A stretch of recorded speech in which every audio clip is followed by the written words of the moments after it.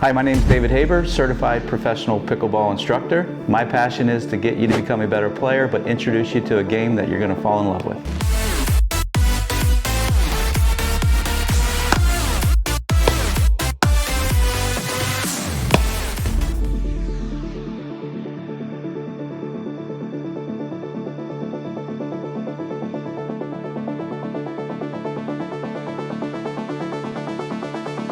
So my passion for the game led me into teaching.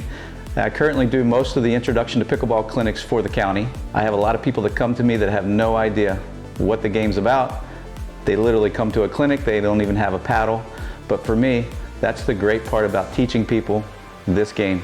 The journey, I'd say, for people that are getting into pickleball, it's kind of scary at first. They have no idea. They come to the courts, they have no clue what to do. There's people that are playing, they don't know how to interject themselves into the game.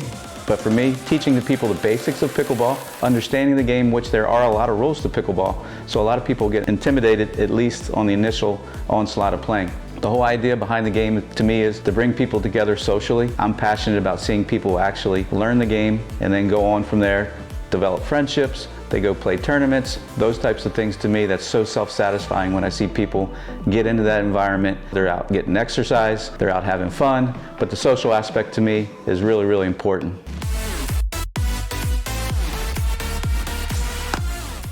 So pickleball has been around since about 1965. The sport has really caught fire in the last decade. Over 36.5 million people are playing to date. If I had to describe pickleball, I would say it's table tennis, tennis, and badminton all wrapped into one. The court actually was a badminton court. Pickleball was developed from badminton. They took the net and they actually lowered the net down. That's what happened back in 1965. There were some vacationers that were playing. The kids were out playing badminton. They got a little bit bored, so they lowered the net down, made some wooden paddles, took a wiffle ball, and boom, pickleball was invented.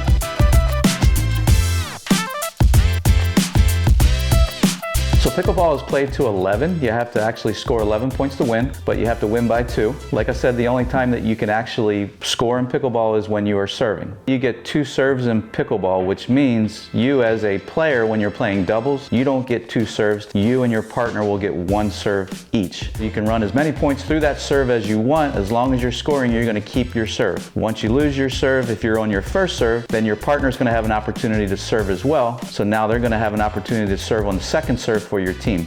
You can run as many points as you can up on that second serve. Once you lose the rally, after your second serve, then the ball goes back over to the other team for side out.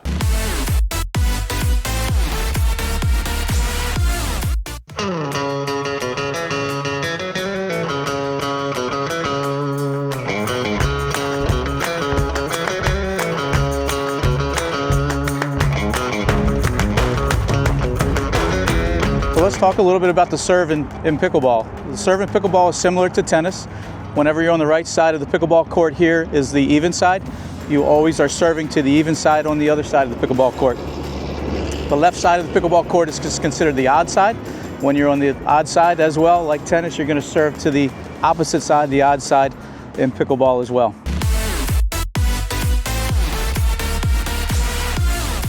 So there are a couple different serves in pickleball. You do have the first serve, which is called a volley serve, which means you actually can volley the ball out of the air. The biggest rule for that one is you have to make contact with the serve if you're going to volley below your waist, meaning you're going to have to strike the ball below your waist. The other rule is when you're serving volley style, your tip of your paddle can never be any higher than your wrist. So I can't strike the ball like this. I can strike the ball like that. So just to give you an example of a volley serve, we're going to go here.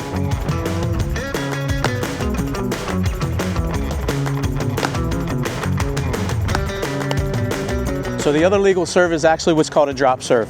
Drop serve literally means that you can drop the ball and let it bounce before you hit it. Back to the volley serve, we were talking a little bit before that. Making contact below your waist was one thing on a volley serve you have to do. You can never strike above your waist, and you can never have your paddle, like I said earlier, your paddle tip above your wrist. But when you're doing the drop serve, that all goes out the window. Good luck though trying to get the bounce of the ball higher than your waist if you're actually just dropping the ball. As you can see, you're not going to get a very high drop. So that being said, when you're drop serving, you can drop into the court as well. You don't have to drop behind the court so long as I make contact with my feet behind the baseline.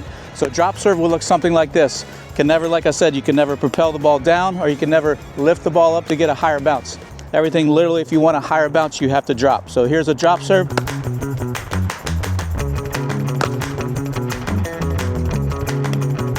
So beginners, I always say the drop serve typically is what most beginners are going to feel comfortable with.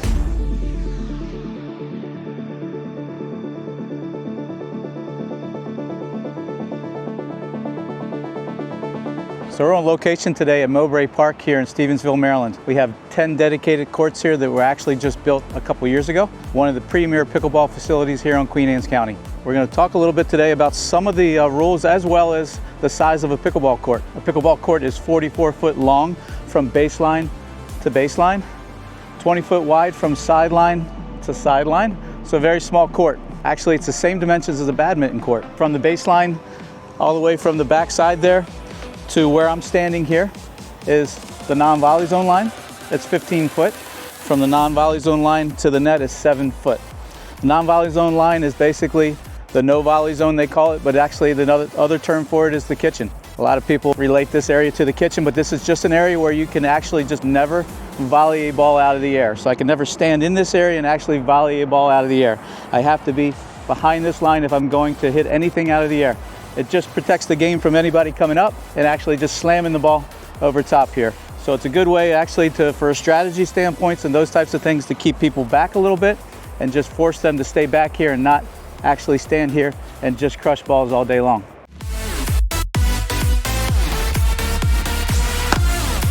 Demographics of the game have changed. I think the average age of a pickleball player maybe 5 years ago might have been in the early 60 range. I think the largest population of players now in the game are between 18 and 34. I want to say there's about 30% of the players that are playing pickleball right now that are in that age demographic, and the game is just exploding from there.